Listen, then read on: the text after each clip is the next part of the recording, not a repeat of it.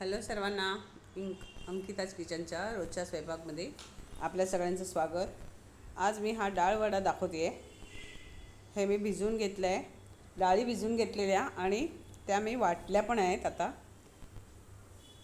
कधी कधी सगळा पोर्शन घ्यायचा राहतो, कधी कधी असं वाटतं की नंतर घ्यावं. भिजलेल्या डाळी दाखवायच्या राहिल्या, त्याचे फोटोज काढायचे. पण मी तुरीची डाळ, मुगाची डाळ, चण्याची डाळ आणि उडीद डाळ अशा 3-4 डाळी घेतल्या आहेत. मी थोड्या थोड्या घ्यायच्या. उडदाची डाळ जरा जास्त घ्यायची आणि मग त्या छानपैकी वाटून घेतल्या. तुम्ही रात्रभर भिजत ठेवलं तरी चालेल. आणि मग त्याच्यामध्ये आपल्याला पाहिजे तसा कांदा, हिरव्या मिरच्या वाटलेल्या असं घातलं. आणि मी आधी ते हातानेच घातलेत. असे तयार करून घ्यायचे. छान सॉफ्ट होतात, सुंदर होतात.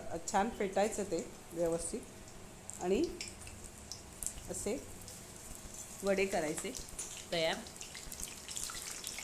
आपल्याला नाश्त्यासाठी अतिशय छान आहे. नाश्त्याचा पदार्थ खूपच सुंदर लागतो. तुम्ही संध्याकाळी पण करून खाऊ शकता किंवा सकाळच्या नाश्त्यालासुद्धा आपण तो करून खाऊ शकतो.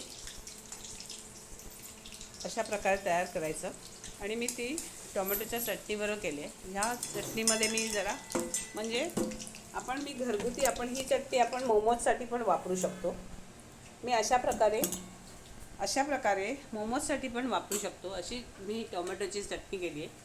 टोमॅटो आधी चांगले उकळले, चांगले हे करायचे. त्याच्यात थोडीशी लाल मिरची घालायची आणि मग ती मी वाटून घेतली.